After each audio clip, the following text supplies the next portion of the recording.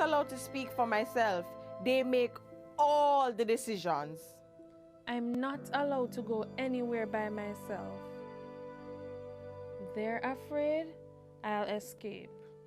See how my hand and face bruise up? Them beat me cause me say me tired.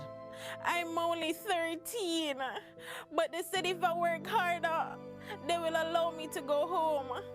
Me no have no birth paper, no ID. Them take all of my documents, them. Victims of human trafficking are all around us and they need our help. Forced labor is one of the many forms of human trafficking. If you see something, say something. Report suspected cases of human trafficking. Call the nearest police station, 119 or 888-PROTECT. Jamaica, I can help you protect our citizens. Jamaica Eye will play a part in increasing your public safety. Jamaica Eye is part of an island-wide network of camera surveillance systems designed to increase the safety of you, our citizens. If you have a camera system outside your home or office facing a public space, log on to jamaicaeye.gov.jm today. Jamaica Eye, we're all connected. The Ministry of National Security, creating a safer and prosperous Jamaica. Jamaica has more than 28 species of birds, land snails, reptiles, amphibians, and hundreds of flowering plants that are only found in Jamaica. I am Marlon Samuels. Join me to learn more about Jamaica's native and endemic flora and fauna. Know your natives and endemics. Sundays at 11:15 a.m. exclusively on PBCJ, the People's Station.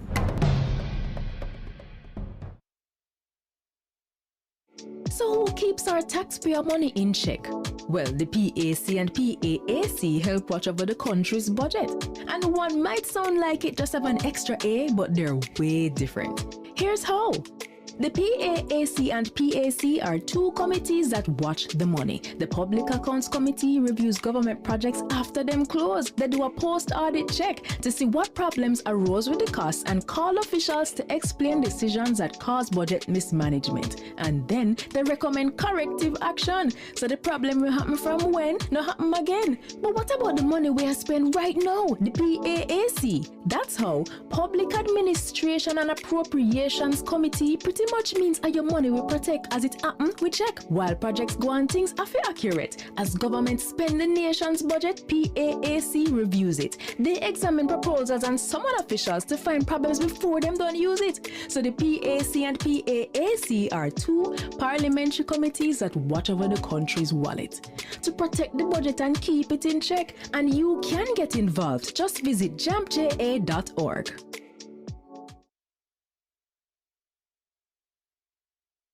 The following is brought to you by the Office of the Prime Minister. To fight crime and violence in your country, your government has invested over $9.7 billion into national security systems. This includes the construction and renovation of dozens of police stations, the acquisition of critical security equipment such as patrol vessels and police vehicles, the recruitment and training of more police officers, and the build-out of the Jamaica Defense Force. Your government is investing in your safety. We are building Jamaica. The proceeding was brought to you by the Office of the Prime Minister.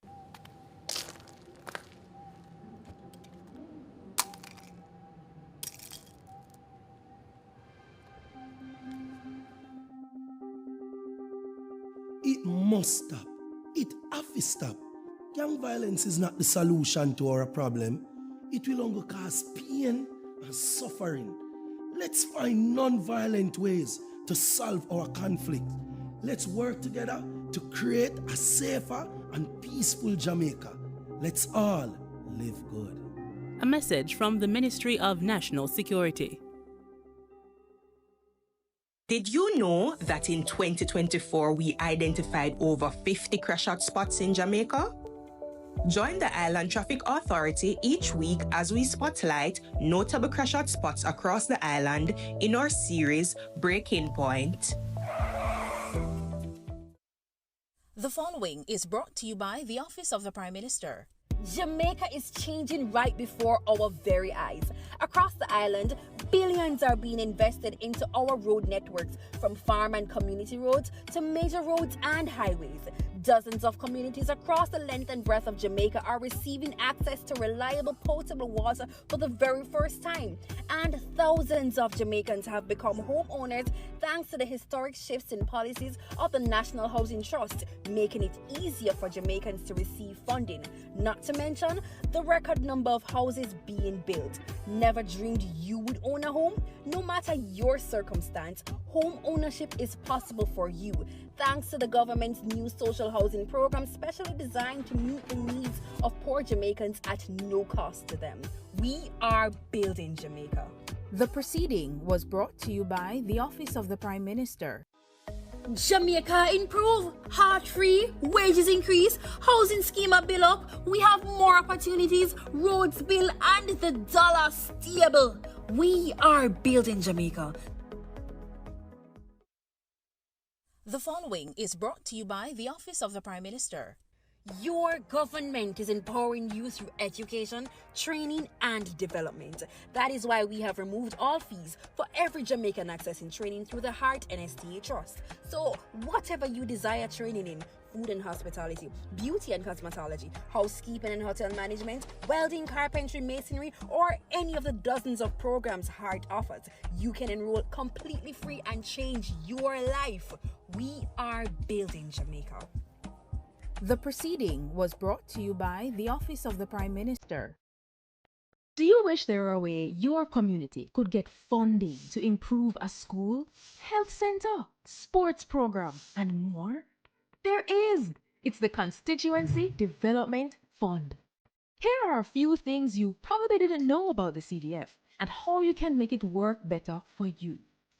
The CDF policy promotes citizen participation in community development and the protection of taxpayers' funds.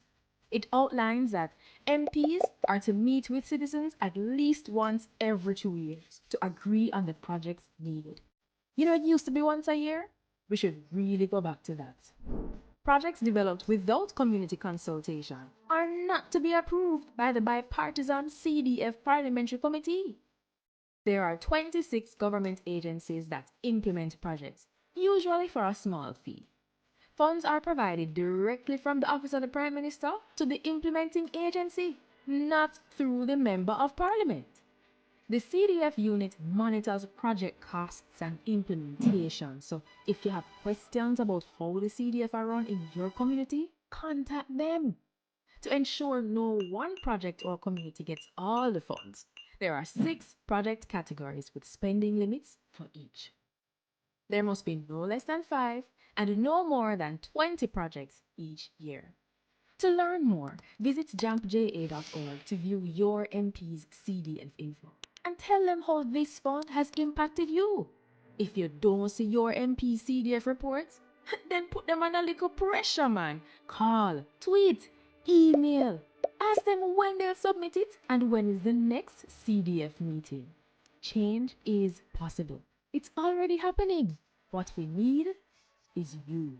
A message from the Jamaica Accountability Meter Portal, funded by the European Union and the Inter-American Development Bank in partnership with the Private Sector Organization of Jamaica.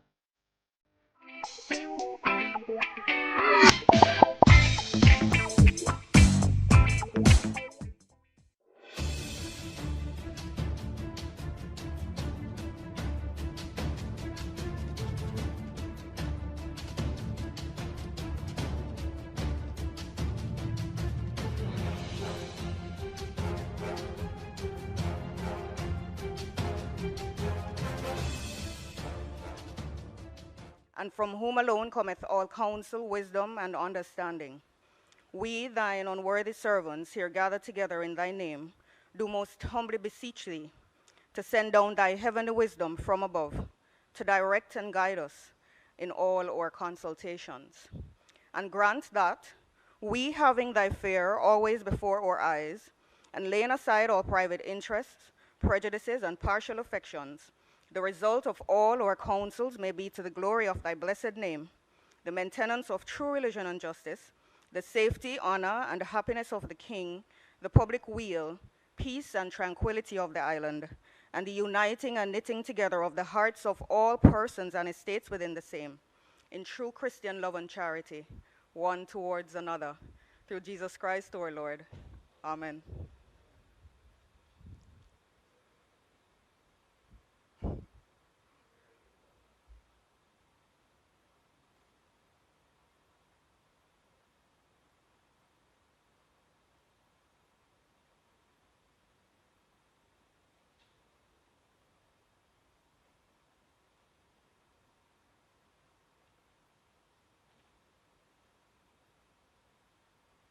You may be seated.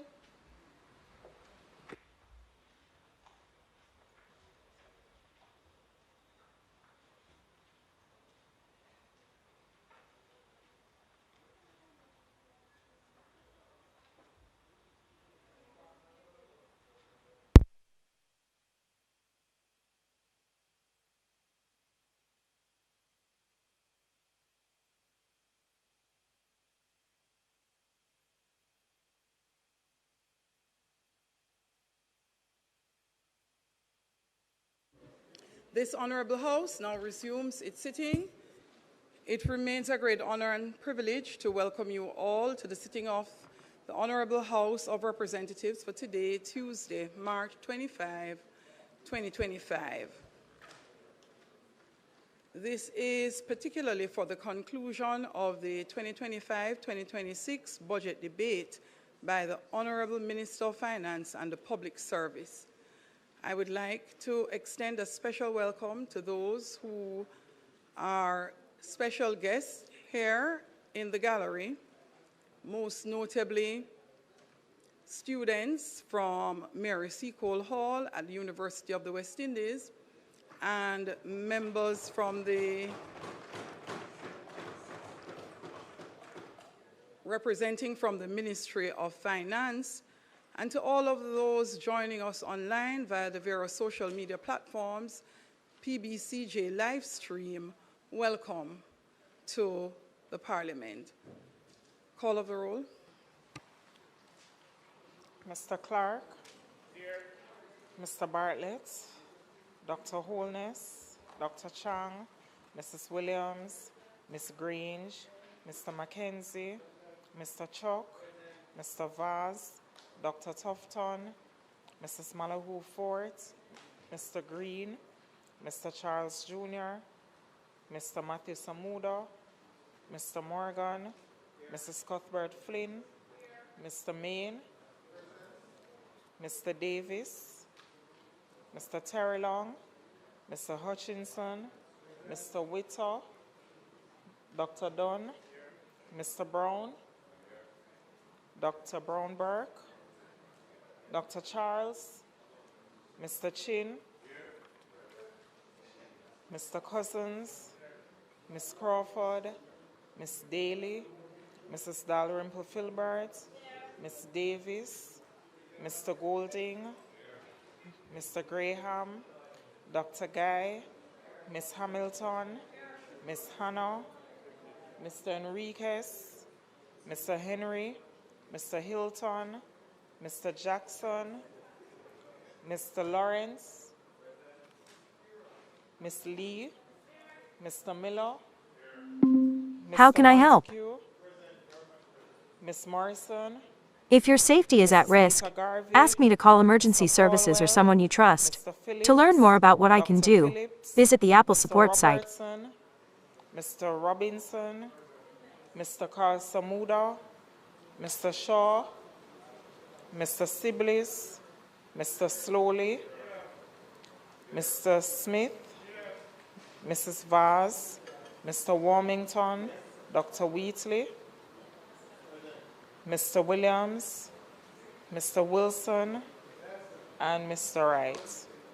Thank you, Madam Speaker. House Leader. Madam Speaker, I'd like to join you in welcoming members to this very important sitting of the House today, when the primary activity will be the closing of the Appropriations Bill debate by the Minister of Finance and the Public Service. Madam Speaker, I wish also to join you in welcoming the members of the public that have joined us in the gallery, particularly those from the good constituency of Eastern St. Andrew, a constituency that I have more than a familiar relationship with. And of course, members from the University of the West Indies, particularly the Mary Seacole Hall, who are here with us today, members of the media, and other support teams that are here. Madam Speaker, the agenda today, as I indicated, will primarily consist of some tidying up matters which the Minister of Finance has to do in regards to one or two items which she will do immediately ahead of her presentation, and then the closing. And again, we expect in the standard that she has set in her record-breaking performance last week, that she will continue in that vein today. May it please you, Madam Speaker.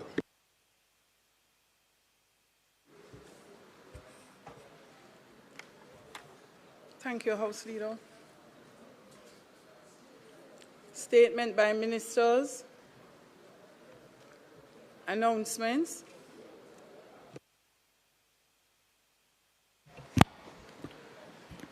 Laid on the table of the House are the following: Annual Report of the National Health Fund for the financial year 2021-2022 and its Ministry Paper number 10 of 2025 entitled Annual Report of the National Health Fund for the financial year 2021-2022. Annual Report of the National Health Fund for the financial year 2022-2023 and its Ministry Paper number 11 of 2025 entitled Annual Report of the National Health Fund for the financial year 2022-2023. The General Consumption Tax Amendment of Schedules Order 2025 under the General Consumption Tax Act and under the Auditor General's Department Certified Appropriations Account, first head 42,035 at the Department of Government Chemists for the year 2020-2021, and under head 42,035, the Department of the Government Chemists again for the year 2021-2022, and head 72,000 at the Ministry of Local Government and Rural Development for the year 2022-2023. Thank you. Bills brought from the Senate, petitions, papers, reports from committees, notices of motions given orally. Minister of Finance. Madam Speaker, Madam Speaker, I beg to give notice that at the next meeting of the House, I will move to introduce and have read a first time a bill shortly entitled the Large-Scale Projects and Pioneer Industries Tax Relief Act 2025.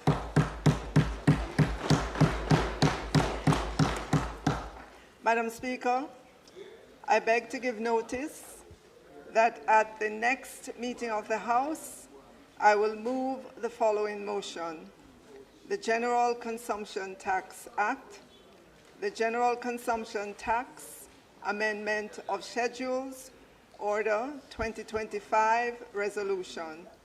Whereas, by virtue of Section 61 of the General Consumption Tax Act, hereinafter referred to as the Act, the Minister may, by order published in the Gazette, amend the schedules to the Act.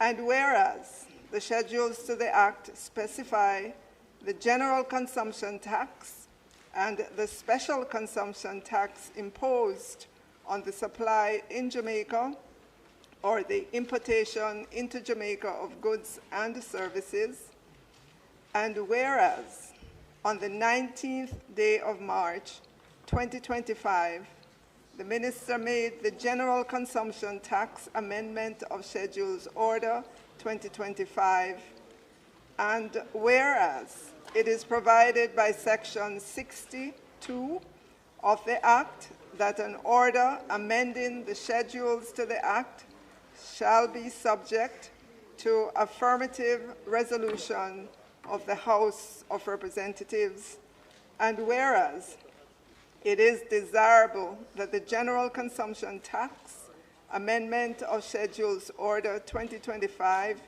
be affirmed by resolution. Now, therefore, be it resolved by this Honourable House as follows. The resolution may be cited as the General Consumption Tax Amendment of Schedules Order 2025 Resolution. The General Consumption Tax Amendment of Schedules Order 2025 is hereby affirmed. Madam Speaker, I further beg to give notice that at a later stage today, I will move for the suspension of the standing orders to enable me to take this motion. Thank you, Minister. Questions and answers to questions. Motions that may be made at the commencement of public business requiring notice. Motions relating to the sitting of the House. Motions for leave to introduce bills. Presentation of bills without leave of the House first obtained. Minister.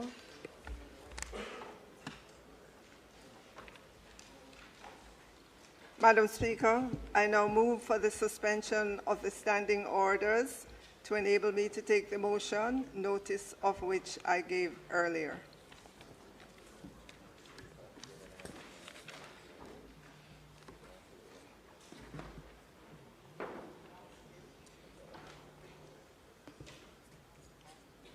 Members, the question is that the standing orders be suspended to allow the Minister to take first reading of the bill. Those in favour? Those against?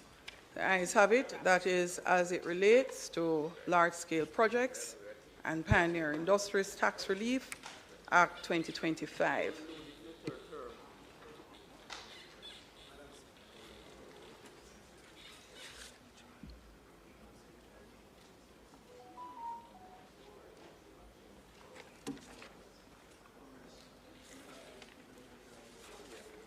Madam Speaker, I now move for the suspension of the standing orders to enable me to take the first reading of a bill shortly entitled the Large-Scale Projects and Pioneer Industries Tax Relief Act 2025.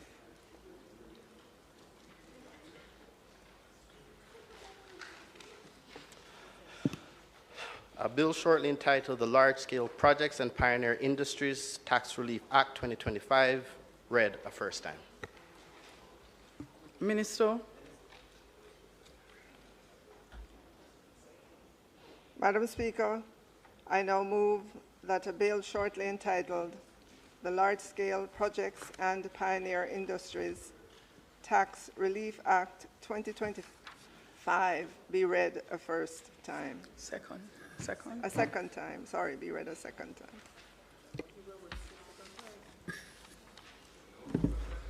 So, Minister.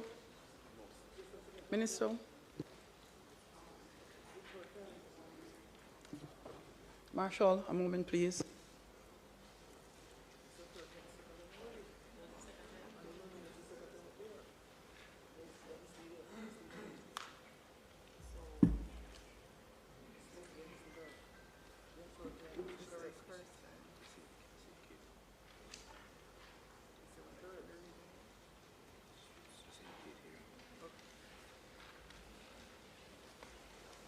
Madam Speaker, I beg to give notice of second reading of the bill.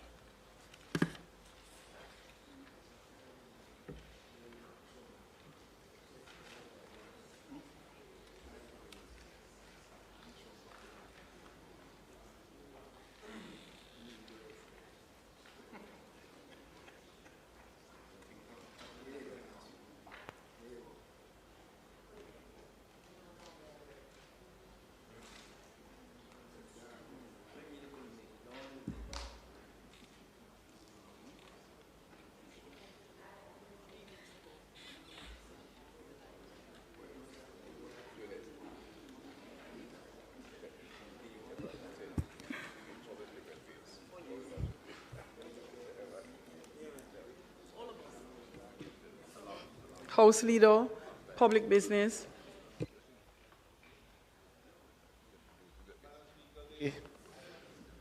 The Minister will take the affirmative action resolution which she indicated earlier and then proceed thereafter to conclude the debate on the Appropriations Act. May it please you, Madam Speaker.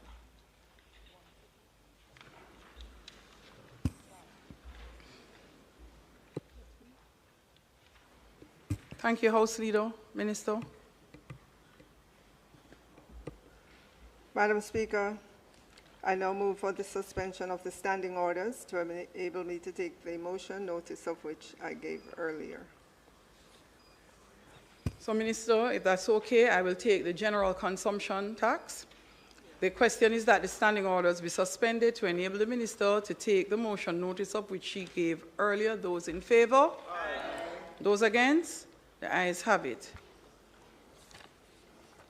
Madam Speaker, the matter before us is the general consumption tax, amendment of Schedules Order 2025, and its resolution which supports revenue measures for financial year 2024-2025, included in Ministry Paper number 11/24. The measures being proposed are aimed at bolstering the private security industry amidst the increase in targeted attacks on entities providing armored cash courier services, in addition to ensuring compliance with Jamaica's international trade obligations. Madam Speaker, I will give an overview of the measures. The first measure revises the tax structure for the importation of armored cash courier vehicles. Madam Speaker, the numerous gun attacks, ambush, and robbery attempts on the armored cash courier industry has negatively impacted the private security industry. These attacks have impacted the companies providing cash courier services by significantly increasing their operational risk and exposing frontline officers to harm. The attacks have also had a negative effect on the routine servicing of automated banking machines, hampering the delivery of cash to the general public. Madam Speaker, in an effort to facilitate investment in assets that are purpose-built for the transportation of cash and other values, the government has taken the decision to remove the GCT and SCT from armored vehicles and the added cost of armoring a vehicle. The details of the measures are as follows. The second schedule of the GCT Act is being amended to enable armored vehicles to be subject to special consumption tax SCT at a rate of 0%. This will apply to armored vehicles with a cost, insurance, and freight CIF value in excess of US $33,000 to be utilized in providing an armored cash courier service, and the added cost of armoring a vehicle, that is, to render the vehicle fit for use as an armored vehicle for the specific use as an approved cash courier. This Honorable House, Madam Speaker, is asked to note that Part 1 of the third schedule is being amended to exempt from GCT payment armored vehicles with a cost, insurance, and freight CIF value in excess of $33,000 to be utilized in providing armored cash courier services. Secondly, the amendment will also exempt the added cost of armoring a vehicle to render it fit for use as an armored vehicle imported for the specific use of providing armored cash courier services. Madam Speaker, the measure is intended to be temporary, and as such, the effective period for the relief is between April 1, 2024 to March 31, 2026. It is therefore being encouraged that entities engaged in the cash courier service utilize this period of GCT and SCT relief to upgrade their fleet and invest in purpose-built vehicles. Madam Speaker, I will now move to the second measure addressed by this order, which is the standardizing of Jamaica's general consumption tax, GCT treatment, on raw foodstuff. Madam Speaker, by virtue of Jamaica's membership to the World Trade Organization, WTO, the country is not allowed to implement internal tax measures designed to protect domestically produced products. The utilization of GCT, which is an internal tax currently charged on imported raw foodstuff, but not on locally produced raw foodstuff, could be interpreted as a measure that gives protection to domestically produced raw foodstuff. Madam Speaker, this is considered an uncompetitive practice from the perspective of international trade and Jamaica risks, at the very least, jeopardizing the relationships with its trading partners. In light of this, Madam Speaker, we are amending the third schedule of the GCT Act to equalize the tax treatment for both domestically produced and imported raw foodstuff. Therefore, both domestically produced and imported raw foodstuff will now be exempt from the payment of GCT. Madam Speaker, this amendment applies generally to the following items: fresh fruit and vegetables, ground provisions, legumes, onions and garlic, meat, chicken, fish, crustacean or mollusks, and corn. Madam Speaker, it should be noted that items previously not considered raw food and subject to GCT will continue to remain subject to the tax.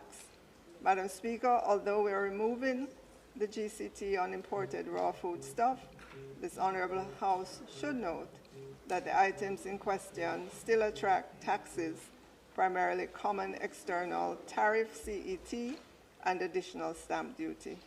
The removal of the GCT on imported raw foodstuff preserves our international trading relationships by removing the risk that Jamaica will face trade sanctions from other member states as a result of the discriminatory treatment applied to imported raw foodstuff.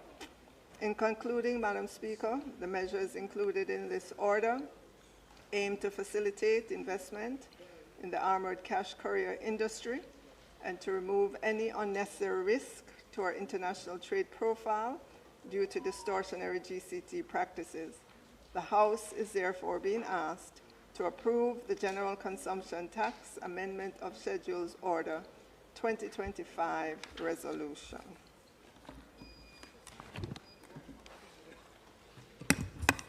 So, House Leader, response, is that?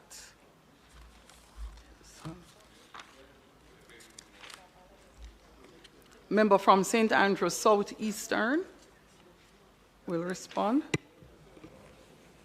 Thank you very much, Madam Speaker. On the first measure, the opposition has no objection to it.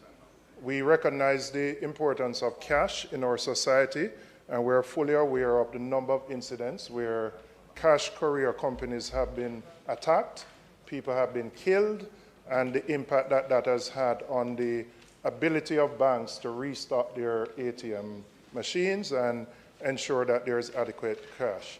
So any measure which facilitates those companies having more armored trucks is certainly something that we would support, and we do.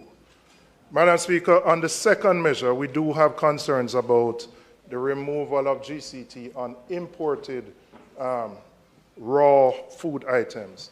My first question to the Minister: can you indicate which countries, if any, raised an objection to this?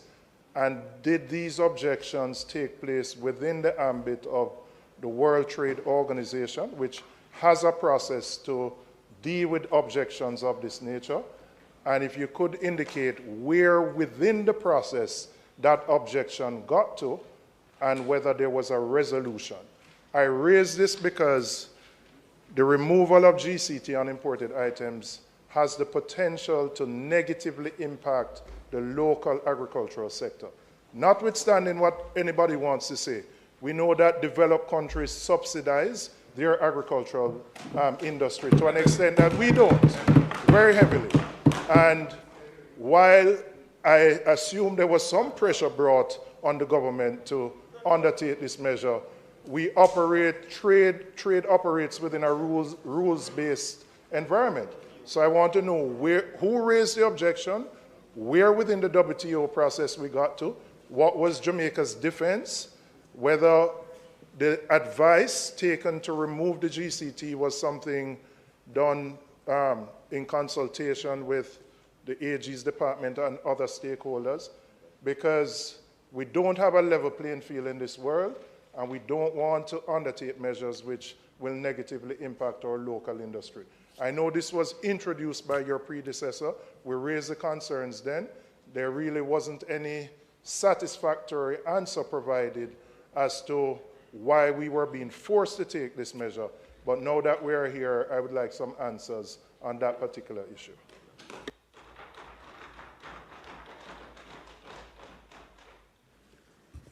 Minister, there is also a follow-up from the member from St. Catherine South, St. Catherine Southern. Thank you, Madam Speaker. Minister, I want to add my support to the relief regarding the armored vehicles. During the deliberations of the Economy and Production Committee, where we had the Bank of Jamaica present, the strong argument was made through the governor from the operators of the ATM machines about the enormous costs involved in adequately providing ATM machines across the country.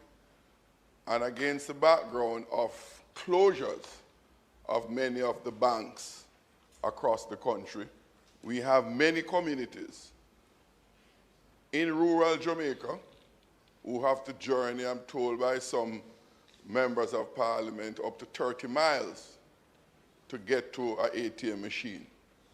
And even in the corporate area and other urban centers, a number of machines remain inoperative for extended periods of time, making it extremely difficult for citizens to access cash to make their transactions.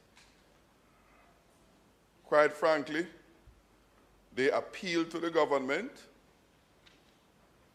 for the support, and now that there's a response positively as it relates to the costs involved in providing these machines, we expect, and the country, because when the government gives these tax relief, it is the taxpayers of the country that make the sacrifice.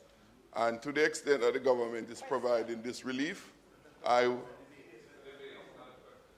oh boy.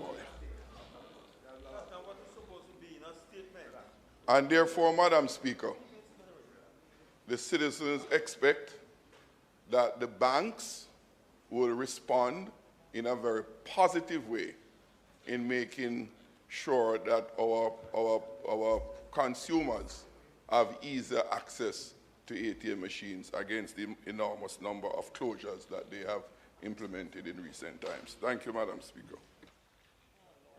Thank you, member. The leader of the opposition, the member from St. Andrew. So you'd have to turn off your mic. It's going to come next. Oh, okay.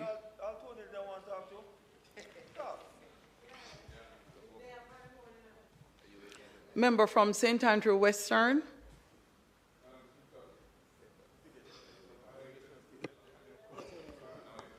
Thank you, Madam Speaker. Madam Speaker, I'd like to, first of all, I support the measures on the courier, and I want to adopt this sentiment attached by my colleague from St. Catherine South East. St. Catherine South. Madam Speaker, I want to address this situation as it regards the removal of GCT and agricultural item, including the listing contained in the resolution. Madam Speaker, I can hardly think of a worse time that we'd want to bring this resolution, because the rules in the WTO have been totally upended. The rules affecting trade in the WTO has been totally upended, creating an environment now where countries in developing countries are put at a distinct disadvantage, and small developing countries an even worse disadvantage. The reality is that the rules-based system we agreed to because there was some equity in it for the developing countries. That has now been turned on its head by current policies, trade policies, and measures being adopted by developed countries. In addition to the built-in subsidies and the blue box, green box, yellow box arrangements in agriculture, the imposition of tariff at this point of time has meant that any consideration that we may have had in terms of working with the rules to phase out some of these measures that we have imposed, I think we now have to consider that these are now protective measures in light of what is emerging, what is evolving in terms of trade policies in being imposed in developed countries. I believe, Madam Speaker, that the timing of this could not be any worse. It cannot be any worse because the impact on our local sector is real and damaging. And it further puts us at a disadvantage by this removal of the tariff at a time when tariff is being imposed. And not only tariff, my understanding is that it's tariff and other measures are being imposed. And so, Madam Speaker, I would strongly urge the Minister to reconsider this particular set of measures. Reconsider them because it will further put the agricultural sector at a further disadvantage. The timing of it is simply, we have yet to understand the full extent of the measures that are being proposed and what are the implications for our economy in general and the agricultural sector in particular. And I would ask and urge that it be deferred so that we have an opportunity to understand what are the evolving set of measures that are being imposed on us at this point of time. I strongly urge that as someone who participated in the WTO arrangement, negotiated Jamaica's accession to the WTO, the imbalances that will be imposed on us by these new fangled measures that are being imposed, I think need to be appreciated, studied, understood, and the impact assessed. I would urge that. Leader of the Opposition. Thank you, Madam Speaker. I too understand the need for the tax break, essentially, that's been given to our security companies bringing in the armored vehicles. We all know the terrible situation that has been faced by them with the multiple robberies of ATMs and of armored vehicles arriving to either deliver or remove cash. So I don't think anybody in the House would have an issue with that. I also want to endorse a concern raised by my colleague, the member for Western St. Andrew, in relation to the timing of the implementation of this amendment to the GCT Act, third schedule. As has been said, we are now in an era where measures including tariffs, but also not limited to tariffs, all sorts of measures affecting trade are being touted, being pushed, being considered, and it's a very unsettled environment because we don't know where it's all going to end. In the meantime, we are removing a protective measure that was in place for the benefit of local producers of food and exposing them to the loss of that protection.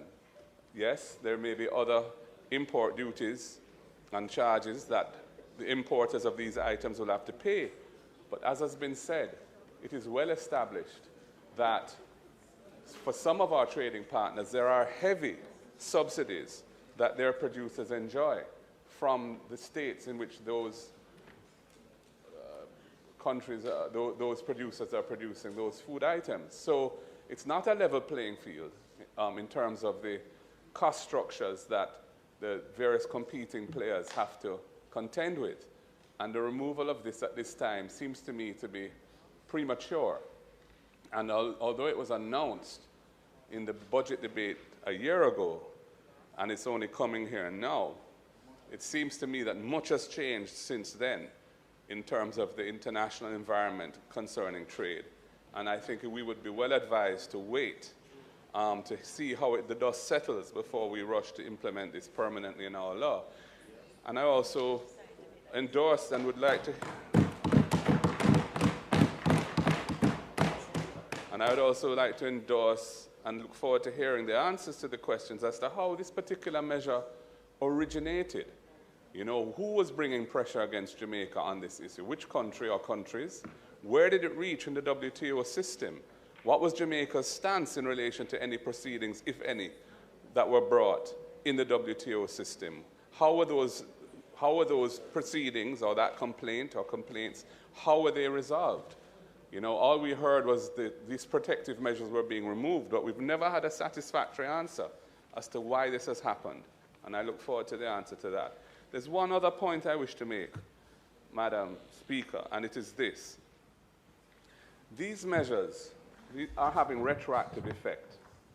So the armored vehicles, the dispensation or the exemption, the zero rating, whatever it is, under the second schedule, which I assume is the SCT, and under the third schedule, the exemption under the third schedule, is taking effect from, in one instance, April 1, 2024, and in the other instance, July 1, 2024.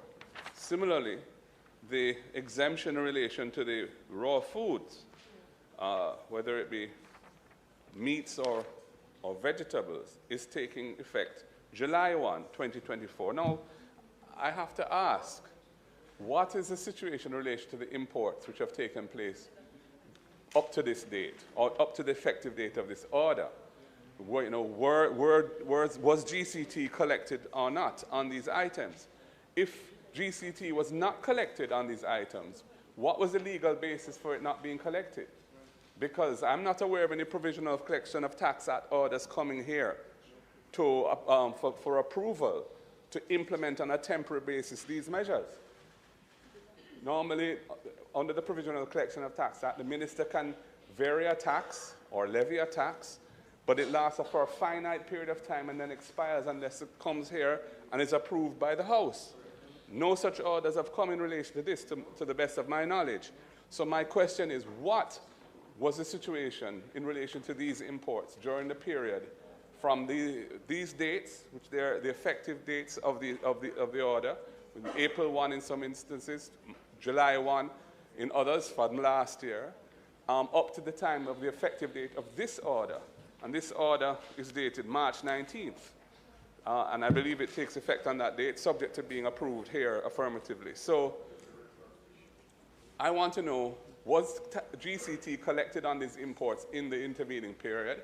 If the answer is yes, what was the, or if the answer is no, it was not collected, then what was the legal grounds or basis upon which it was not collected by customs at the wharf? And if it was collected, with this measure now taking effect retroactively, what is going to happen to the revenue that was collected? Are we now exposed to having to refund these people for the GCT that was paid on these imports? There's a lot to be answered in relation to this, Madam Speaker, and I look forward to hearing the responses, or perhaps we should suspend the debate of this measure to give some time to the Minister to look into these very important issues. I thank you, Madam Speaker.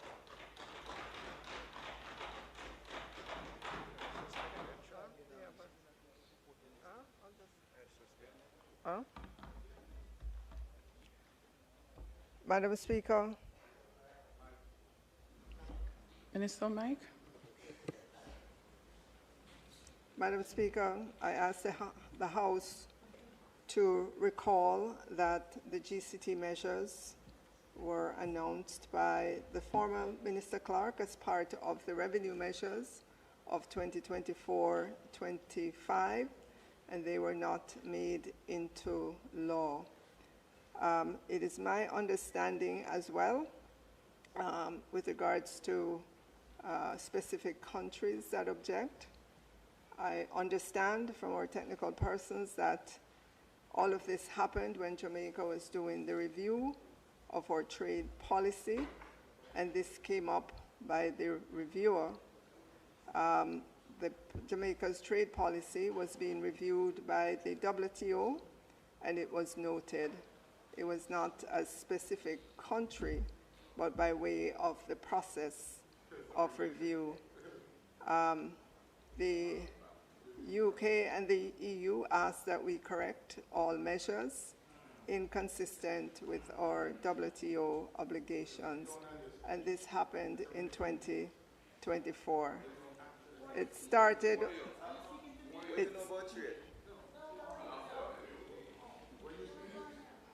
so it started, Madam Speaker, with the WTO reviewer in November of 2023, and UK and EU comments occurred in July, August of 2024.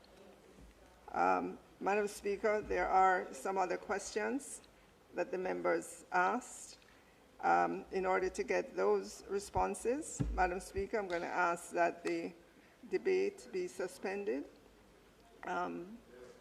until further notice. Thank you, Madam Speaker. Thank you, Minister. Appreciated. Minister?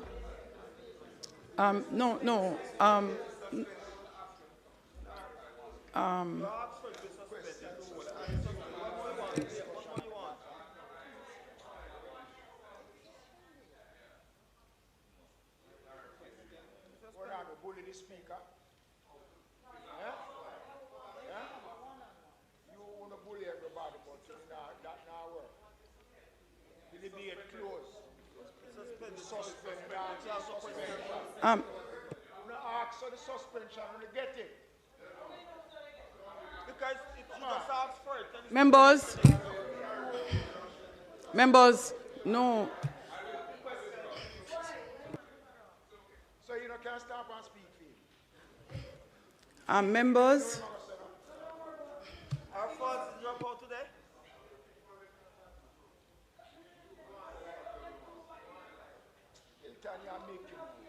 Members, the question is that the debate be suspended at this time. Those in favor? Those against? The ayes have it. Minister?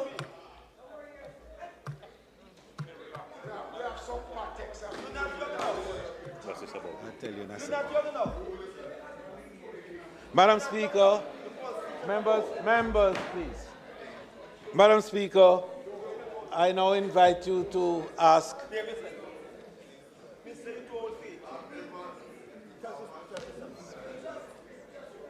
Members, please. Members. Madam Speaker, I now invite you to ask the Minister of Finance and Planning and member for St. Andrew Eastern to close the debate on the Appropriations Act. May it please you, Madam Speaker. Thank you, House Leader. The Honourable Fayval Williams, MP, Minister of Finance and the Public Service, will now close the debate.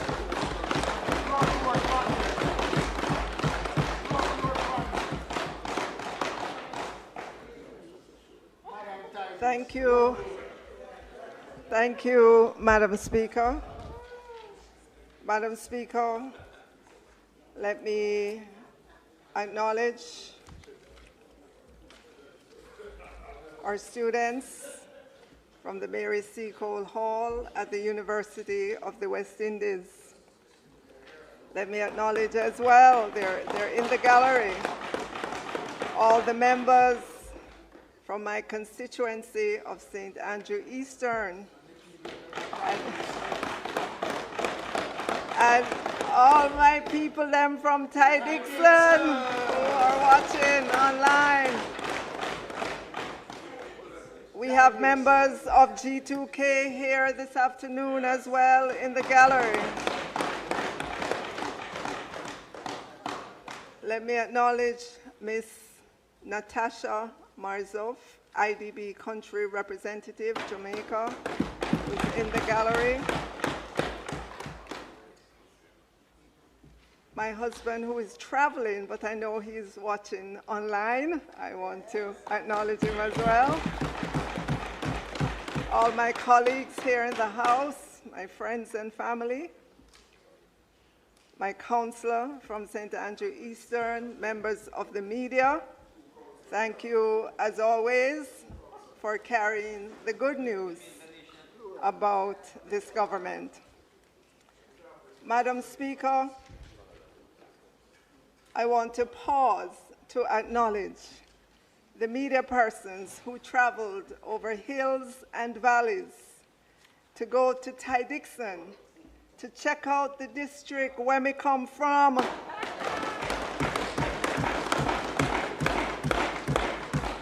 And to write a nice article about Ty Dixon and me.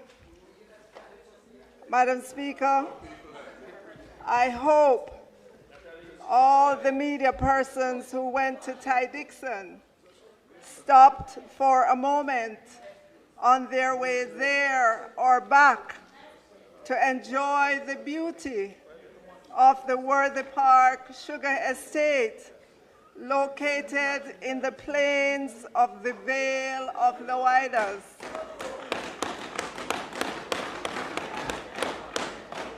With its unending acres of sugarcane as far into the horizon as you can look.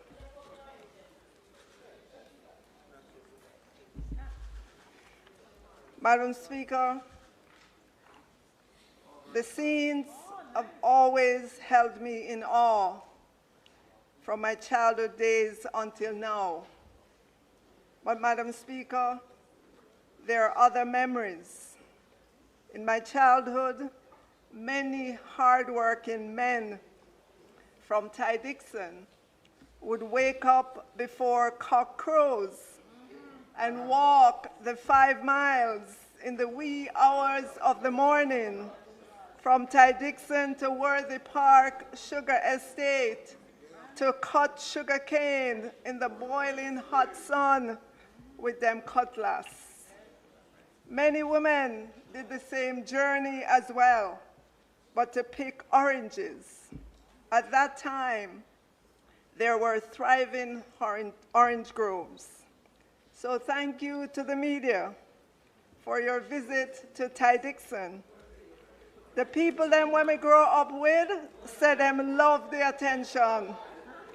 Additionally, your social media post highlighted and reminded me that my mother used to sell cornmeal pudding and potato pudding under a tree to school children at Ty Dixon Primary School.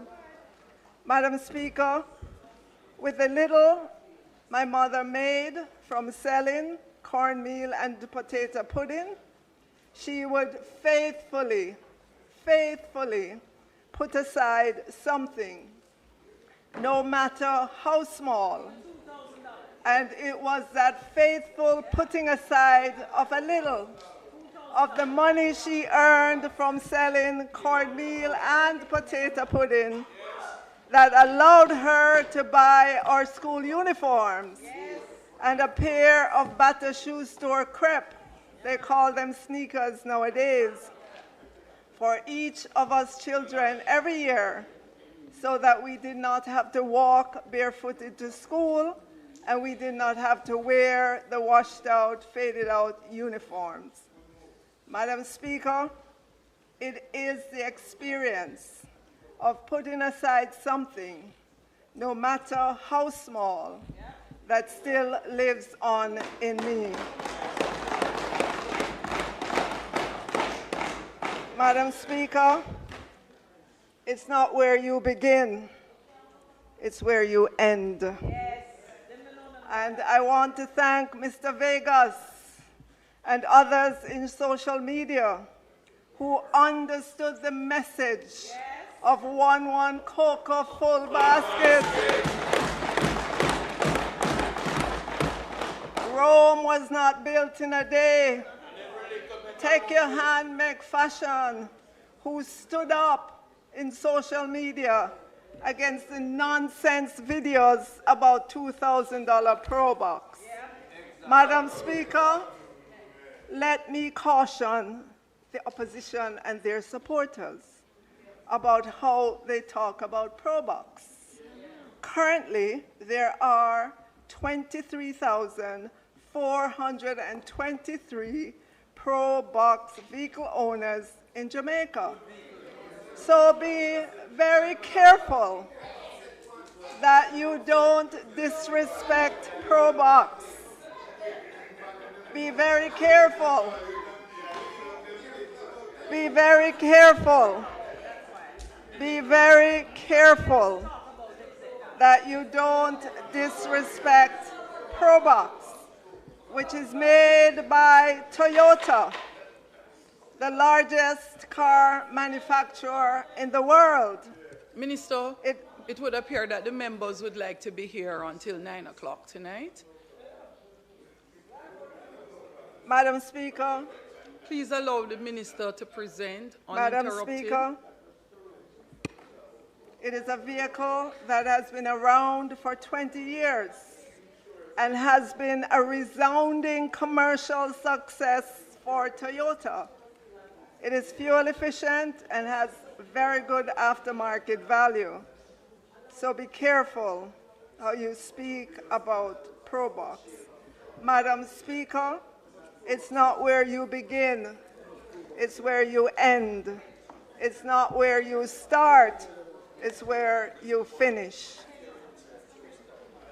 Madam Speaker, we've come to the closing hour of the budget debate for fiscal year 2025-26.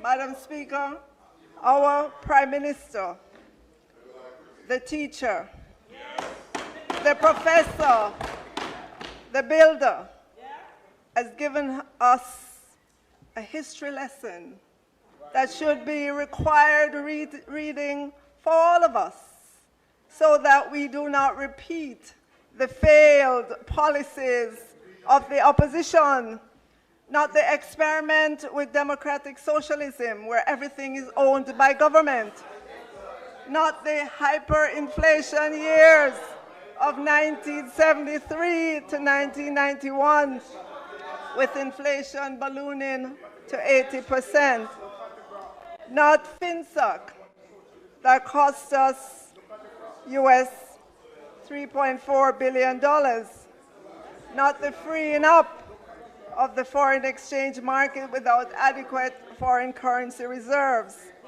Madam Speaker, those are only some of the failed policies when the opposition was in government that are still reverberating today, meaning the impact of the failed policies are continuing and still have serious negative effects. Madam Speaker, we're not making excuses. These failures are hard for our economy to overcome. They are the equivalent of putting 100-pound weights on our athletes and saying to them, run and win gold medals in champs and the Olympics. Impossible, Madam Speaker. So, Madam Speaker, when we remind people about history and the failed policies of the opposition when they were in government, it is to help them to understand that we have not totally freed our economy of the drag on GDP growth that those failed policies still have up to today. Madam Speaker, if we did not have FinSAC deal to deal with. Think of how much better off we would be as a country. Think of all the resources we would have at our disposal to invest in economic growth. Madam Speaker, the Prime Minister has made the National Housing Trust a big part of his growth agenda that will continue to bring decent housing to all who are in need. Madam Speaker, my one word for the Prime Minister's presentation is brilliant.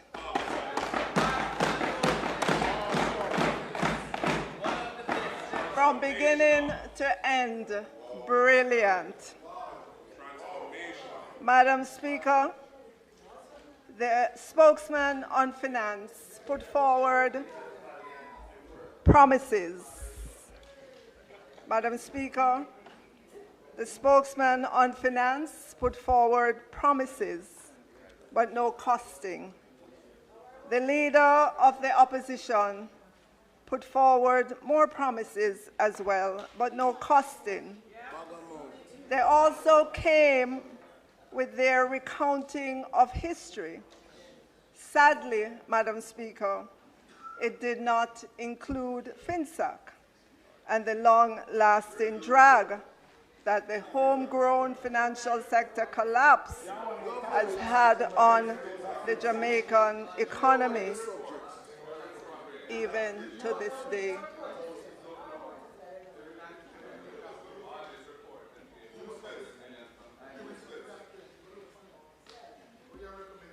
Madam Speaker, in both of their speeches, not a word was said about FinSAC, not an apology, not an acknowledgement. It was as if FinSAC never happened. Madam Speaker,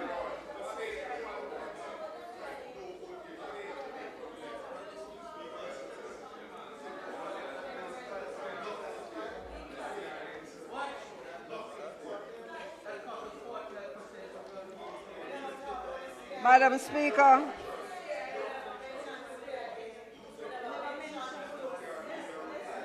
Madam Speaker, Members,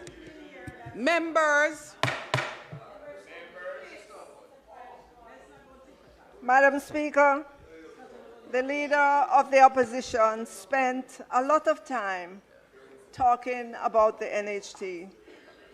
The first proclamation he made is that he will stop the annual extraction of the 11.4 billion from NHT to fund the budget. He said he would set aside 1% of food import tax, which would be 2.5 billion per annum. He promised employers an increase in the employer tax credit to 40% from 30%. He went to town, Madam Speaker, decrying securitization. Right? The government is taking future revenues today, All told, between opposition leader and spokesman, they made promises upon promises upon promises. But did they give the Jamaican people any idea of how much those promises would cost? And whether or not that they would have to cut back on something to do what they're promising? No. They said they are united with fresh ideas and solid plans, ready. But let's see if indeed that would be the case. Madam Speaker, allow me, Madam Speaker, to demonstrate to the people of Jamaica that the promises from the opposition would create FinSAC 2.0.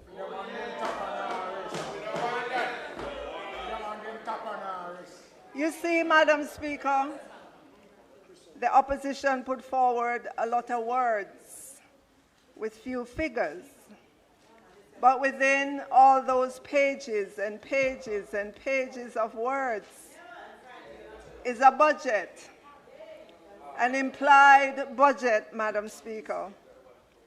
And it is that implied budget that I would like all Jamaicans to understand, because it has serious negative ramifications for our future. So, Madam Speaker, let's begin. I will lay out, side by side, the central government's budget for fiscal year 2025-26 and the opposition's implied budget for that fiscal year as well. These are the headings, starting with chart number 1. Yes. Fictitious.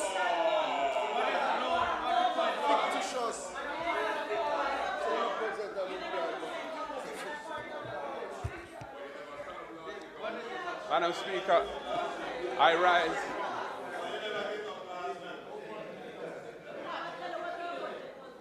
Yeah. Madam Speaker, I rise on a point of order because the minister is misleading the House. We did not present an implied budget for the coming fiscal year. We presented our proposals, our policy commitments for the next PNP government, and we have never said that they will be implemented in the current fiscal year. They are...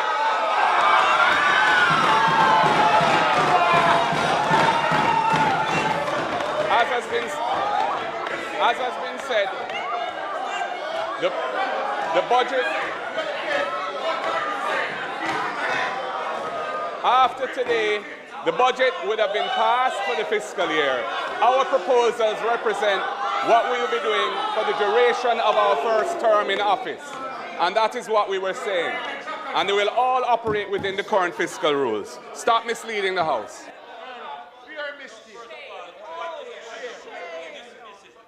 Dismiss it. That is no point about it. Turn on our mic. A point of disorder. Julia. Julia.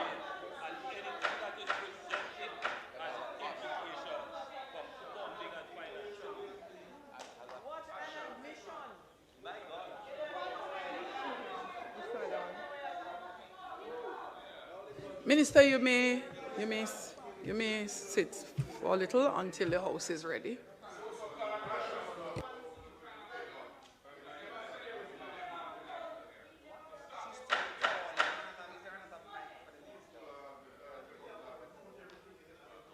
One cousin, relax on the speaker rule, you know. What?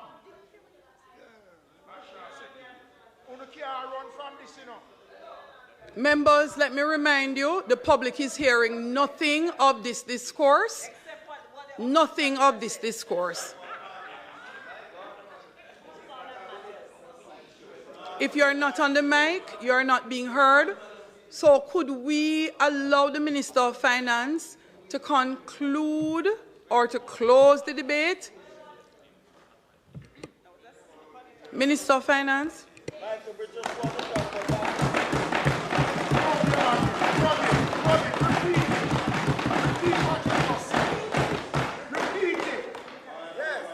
Madam Speaker, this is a budget debate.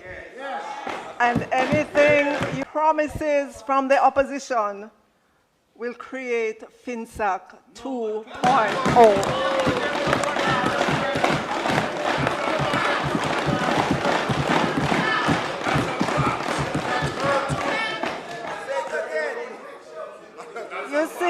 You see, Madam Speaker, the opposition put forward a lot of words with few figures, but within all those pages and pages and pages of words is a budget, an implied budget.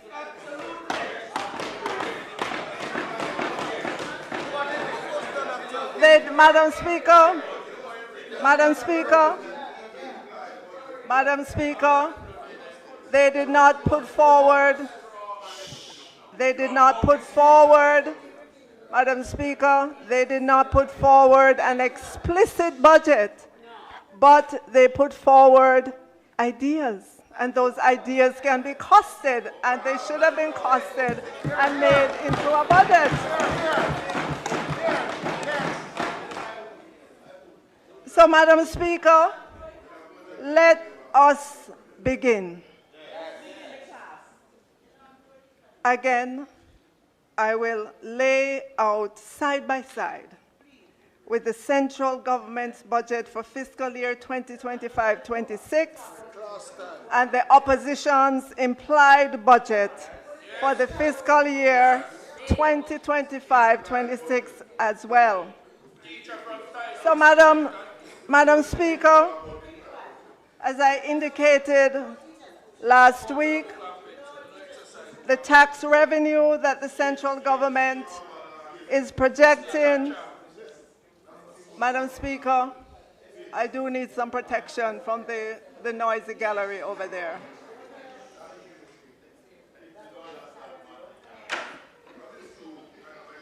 Madam Speaker, as I indicated last week, the tax revenue that the central government is projecting for fiscal year 25-26 is $994,494,000,000.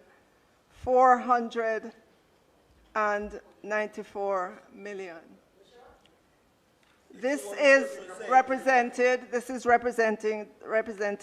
on the screen, chart number 2.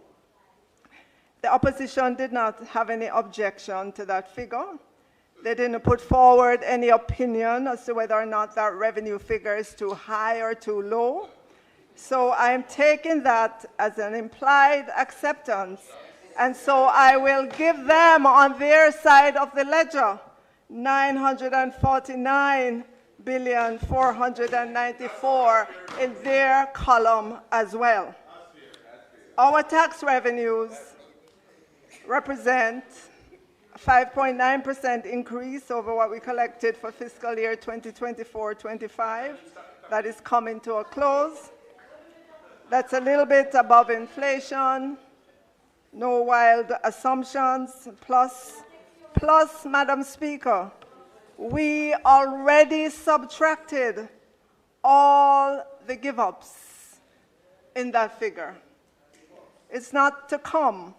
We took it out of the revenue projections already. And that cost was $9.2 billion. That's the cost of the good news that we presented, yes. So, Madam Speaker, I'm going to add that back to the opposition's column because, to be fair, those were our give-ups, not theirs, right? So we're going to put it back there. Right, those are, right, so we put it back. We put it back on their side of the ledger, right? Yes. So in the next chart, we move on to the next line item in the budget, non-tax revenues. These non-tax revenues, Madam Speaker, they include the $11.4 billion from NHT. They include asset sales, any share sales, for example, Trans-Jamaica. This is also where we put distributions from public bodies. And this would be where we have securitizations. They don't like that, so they can't get it. No, Madam Speaker, do you remember how the opposition leader declared that he would stop extracting the 11.4 from NHT, and that securitization is us taking revenues from the future to spend in the present, and something about, and you know, yes. Well, Madam Speaker, we cannot put any revenues from that in their column. Right, nothing. We would offend them if we did. So nothing there, Madam Speaker. So we move on to the next, item, the bauxite levy.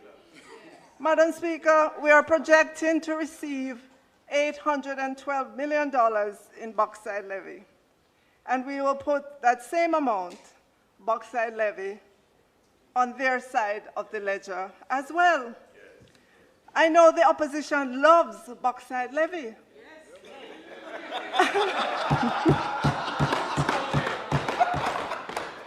They may even want to increase this number in their explicit, not their implied, their explicit budget. Yes. Because it was Michael Manley-led government who, after all, took on the transnational bauxite companies and imposed the 1974 bauxite levy. So they have a history with levies. As the history was written, Madam Speaker, in May 1974, Prime Minister Manley announced that Jamaica would repeal previous agreements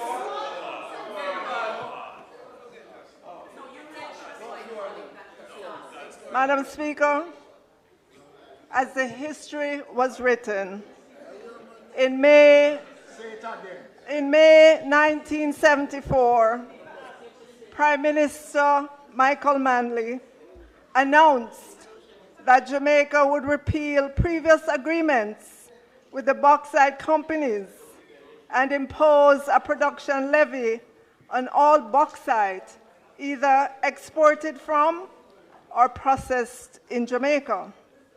Madam Speaker, anyone can read the history books about how that turned out. Revere Bauxite Company closed its shutters little more than a year later on August 19, 1975. Reynolds folded and left Jamaica in 1984. Alcoa also temporarily closed its gates in Clarendon on February 6, 1985. Yes, Madam Speaker. Yes, Madam Speaker. Jamaica did get increased earnings from the bauxite levy, which went from US $19.2 million in 1973 to a whopping US $180 million in 1974. But, Madam Speaker, the levy also moved the cost of Jamaican bauxite from being the cheapest to the most expensive worldwide. In an article entitled "The Bauxite Levy 40 Years On, Who Let the Puss Out of the Bag?" the author quoted Dr. Davis and economist Dennis Morrison as saying that Jamaica has little to show from the bauxite levy, and that the country suffered through ill-fated projects and misspending of the bauxite levy funds, which were lodged to the Capital Development Fund.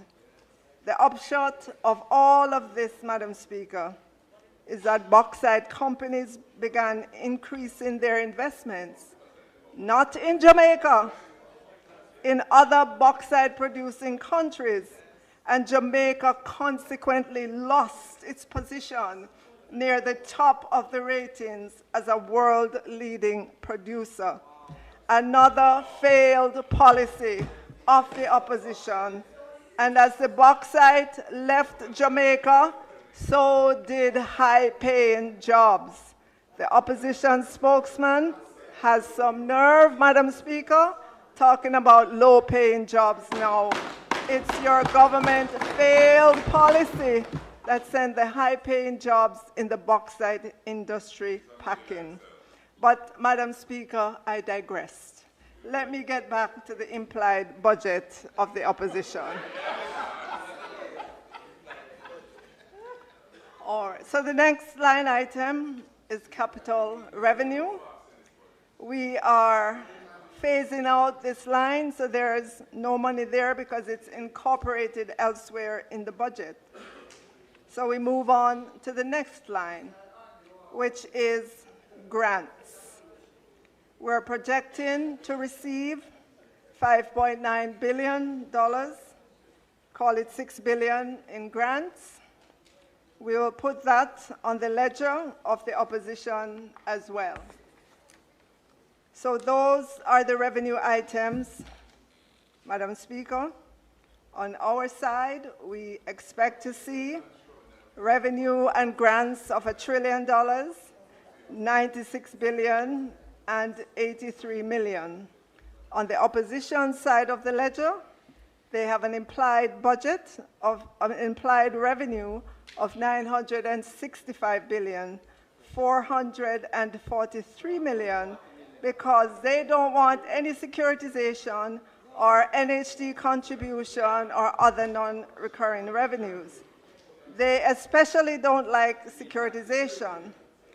And they figure, Madam Speaker, if they speak badly against securitization over and over and over and over again, Jamaicans will begin to think it's a bad thing, because after all, the leader of the opposition was a partner in a very big financial sector company, and so he must know a thing or two about securitization. And if he says he doesn't like securitization, then Jamaicans probably would conclude that something is wrong with securitization. But I want to say to Jamaicans, there is nothing wrong with securitization. The global securitized market is massive, nearly US 13 trillion. Research shows that 73% of residential mortgage debt is funded by securitization. 16% of auto loans are funded by securitization. 27% of commercial real estate debt is funded by securitization.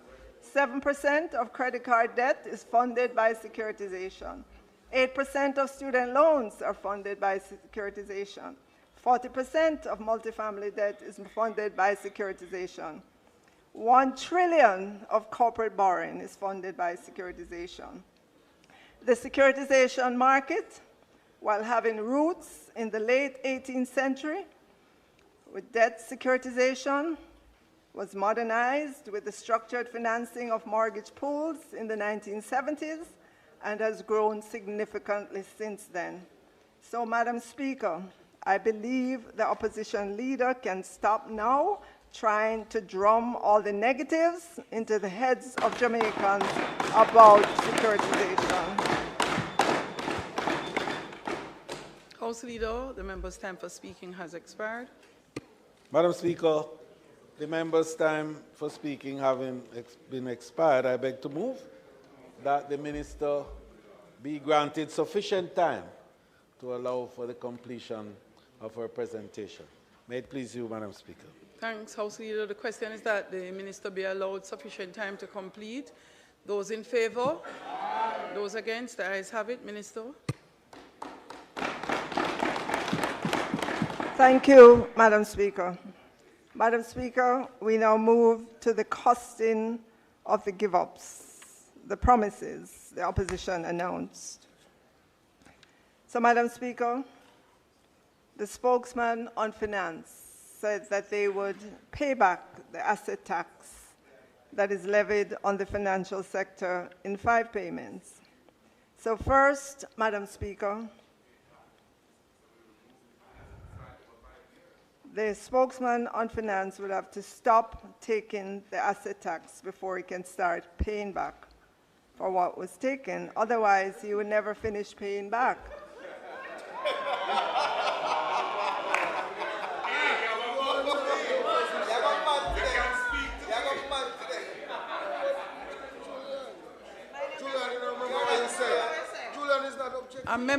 Members.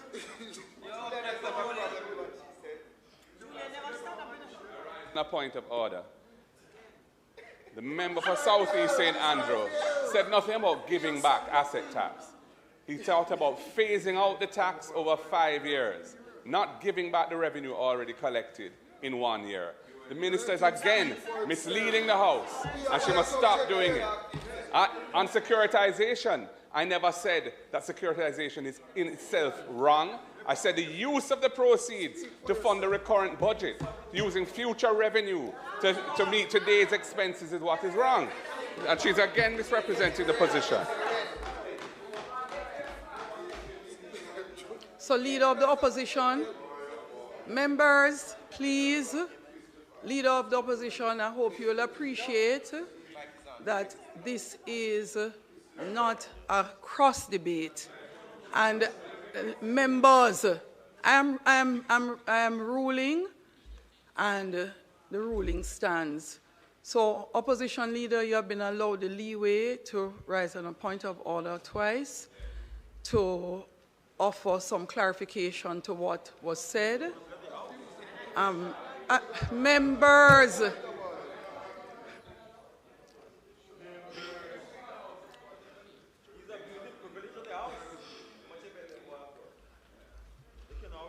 no, I don't think so. Please allow Minister to conclude. Members, Minister Williams. Thank you, Madam Speaker. So, Madam Speaker, an estimate for the asset tax give-up would be $8,364,000,000, which we will minus of the revenues of the opposition side of the ledger. Additionally, the opposition said they would not require any corporate taxes from MSMEs for 3 years. Madam Speaker, that's a give-up of $11.4 billion. Not for 3 years, in the first year, Madam Speaker. So we take that off of their ledger as well. The opposition also said they would take 1% of the taxes on the food import bill to put into a fund, so that would not be available for the central government's budget. And their own estimate is $2.5 billion, so we have to minus that off on their side of the ledger. And I have no quarrel with that figure. The opposition also said that they would increase the employer tax credit from 30% to 40% of tax chargeable. The cost.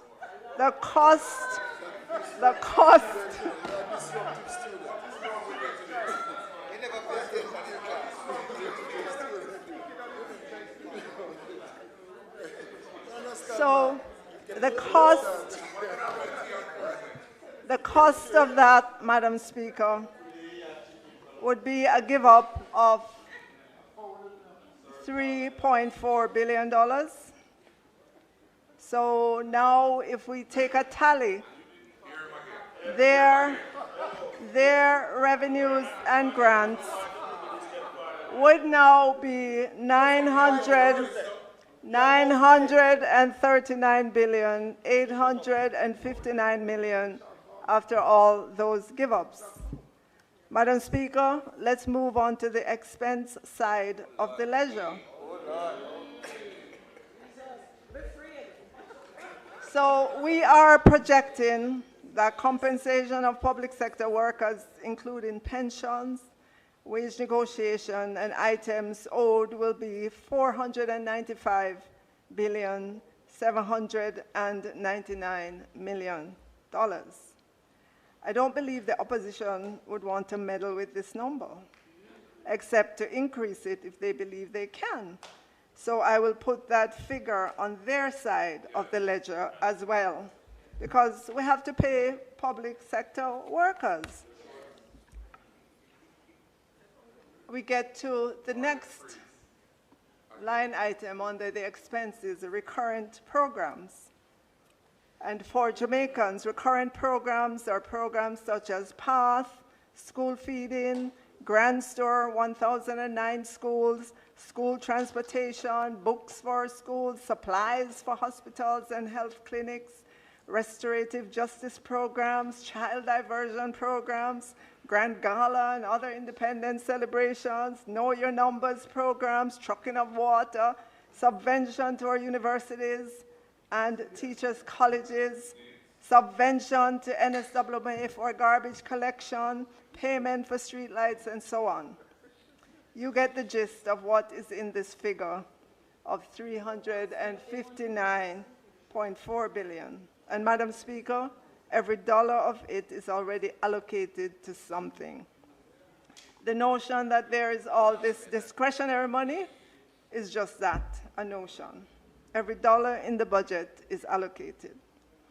The opposition would be free to look at these programs and decide which ones they're not doing or which ones they will cut back on because those are the only decisions that are available. So in the meantime, we put the $359.4 billion on the side of the ledger for the opposition as well. So we move to capital spending. We're estimating that we will spend $62.6 billion, Madam Speaker. We would love to spend more, but we have to work within a budget. And I will use the same figure for the opposition. If they want to cut it, keep it, or increase it, that's their prerogative. So we come to another tallying point.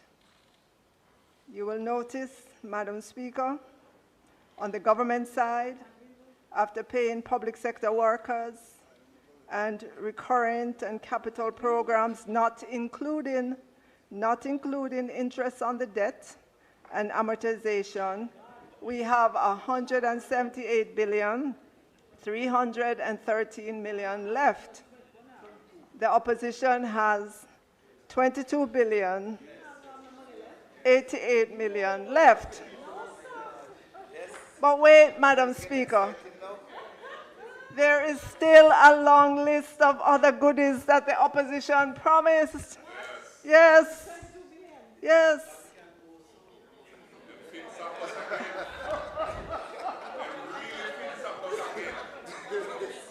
The opposition promised to raise standards in early childhood and primary schools. There was no costing associated with this, but I would expect that they wouldn't spend any less than $1 billion. The opposition promised a daily lunch meal at primary and secondary for all children who need it. Madam Speaker, the government currently spends $9 billion for 200,000 children to get a breakfast, snack, and/or a midday meal. So it sounds like the opposition would want to at least double this to 400,000 children. All right? And so that would cost them an additional $9 billion. The opposition also promised a daily breakfast, but they said thereafter. And so I take that to mean in the next fiscal year, so I don't have anything projected there for that. Yes.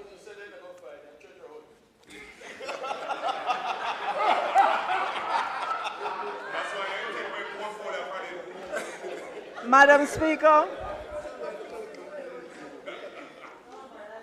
the opposition promised transport subsidy for 50,000 students over 3 years. In this upcoming fiscal 2025-26, that would cost an additional $428 million, just using the current figures for the 7,500 children for whom the government provides transportation. The opposition also promised to increase funding for special needs, but no one knows how much. And so I don't think that they would want to invest less than $1 billion in our special needs students. So there it is. Then electricity. They too want to tackle energy poverty and put renewable grid in communities, among other things. No cost was associated with this, but I'm going to put $2 billion because when we announced our $1 billion prepaid meter, house wiring and inspection, and $4,000 credit per month program, the opposition said it was not enough. Right? So we add another billion, right? Okay.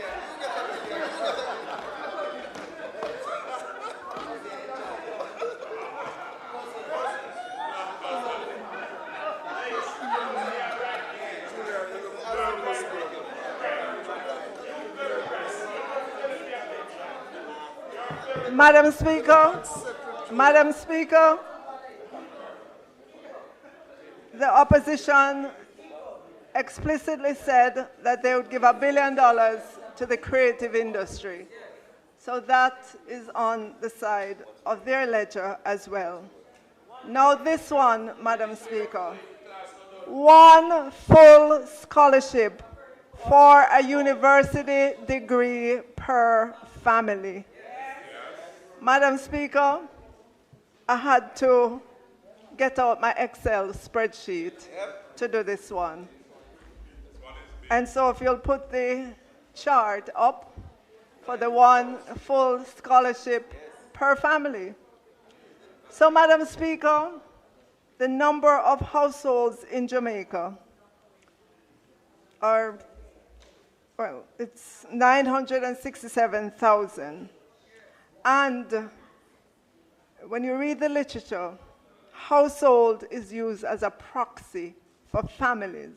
So you can assume, you can correctly use this as 967,000 families in Jamaica. The number of students graduating from high school yearly is 35,000 students. And when you compare 35,000 to 967,000, you can pretty much see that there's a student coming from, families all across Jamaica. So, Madam Speaker, I made the assumption that the cost of tertiary per year is $900,000. I am sure I am underestimating. I am sure I am underestimating the cost of tertiary. But anyways, Madam Speaker, every student graduating from high school would want a full scholarship. It's all right. Yes. To make university education all right. And if you just take those figures, 900,000 times 35,000 students, because there's no student that's going to go to student loan to go get a loan, not when they can get a full scholarship, or they can get a full scholarship per family. Well, we have 967,000 families in Jamaica, so you must can get 35,000 one from them.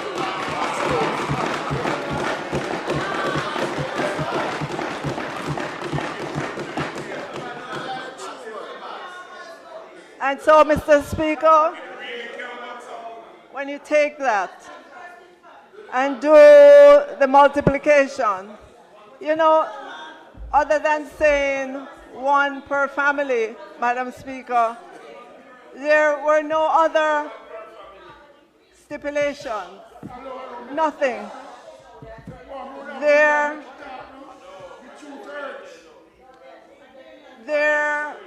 It was a blanket statement. It just said one per family. That was it. When the Prime Minister at our party's conference in November last year, when he announced that he was going to give $20,000 to persons who were not, collecting any benefit from the government, he gave conditions. He said that they would have to be registered at the Ministry of Labor and Social Security, who would vet them and so on. So he gave conditions. There were no conditions other than one per family to this promise. So, Madam Speaker, I did this calculation more than once. I did it more than once to assure myself that it was correct. You're talking about $31.5 billion annually, Madam Speaker.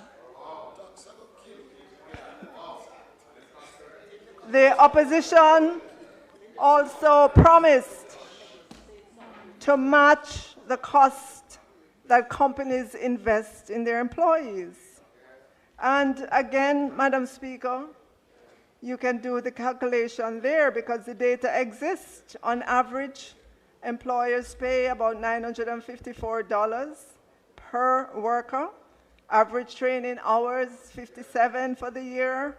We know what the employed labor force is, and we can, just take a percentage of that gets trained annually, maybe about 7% or so.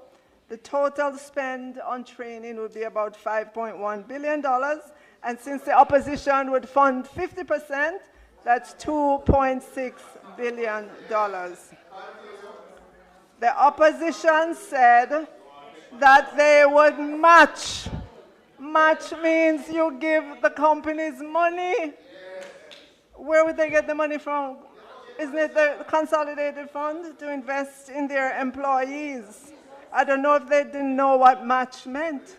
But if I was an employer and the government says that they're going to match what I spend, I'd be expecting a check from the government.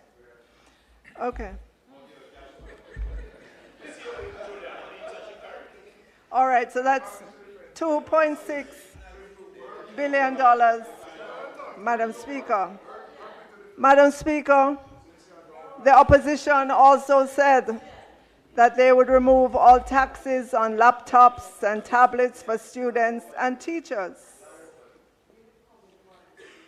Madam Speaker, I'm not one to boast, but this government, this Prime Minister Andrew Holness-led government has invested $8.2 billion in tablets, laptops,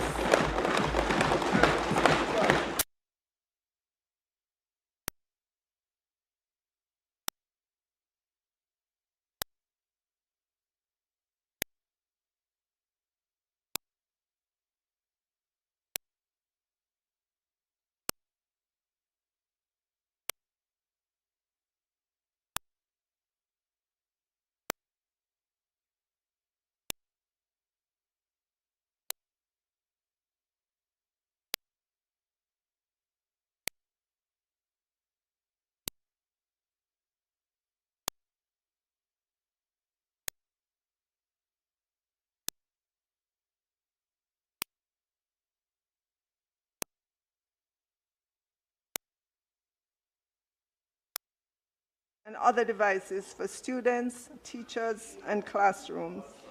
Since COVID 2020, this government has issued out, free of cost, to students, teachers, and installed in classrooms 198,323 laptops, tablets, interactive panels, projectors, specialized equipment since we have been in government.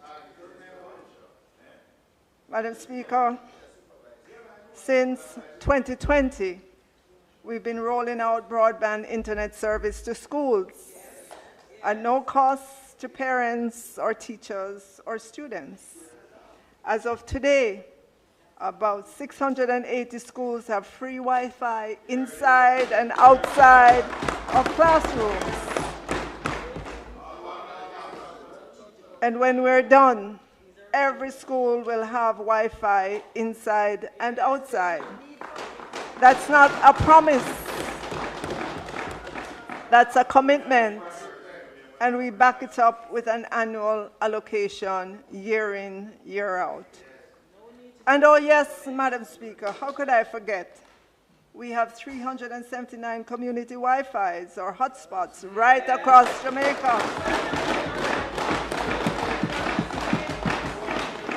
At the last count, the Social Development Commission, the SDC, the principal community organization agency working with communities, said there are 775 communities across Jamaica. So, Madam Speaker, if my math is right, that puts this Dr. Andrew Holness-led government at 49% of communities across Jamaica with community Wi-Fis.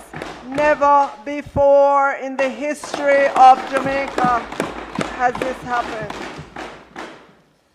So, Madam Speaker, the bottom line, the PNP's promises, and I didn't even take all of them into consideration, is $48.8 billion.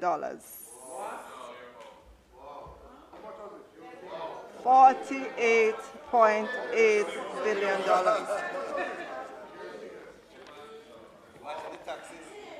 So, Madam Speaker, let's do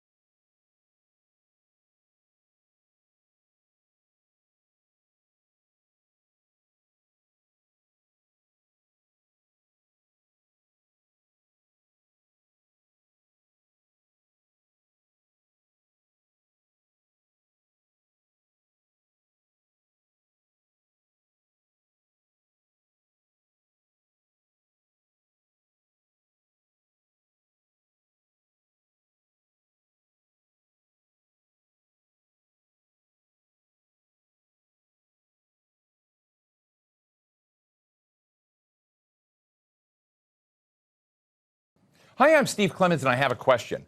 With the termination of tens of billions of dollars of U.S. aid and humanitarian assistance to Africa and elsewhere around the world, is this going to create waves of tragedy? Let's get to the bottom line.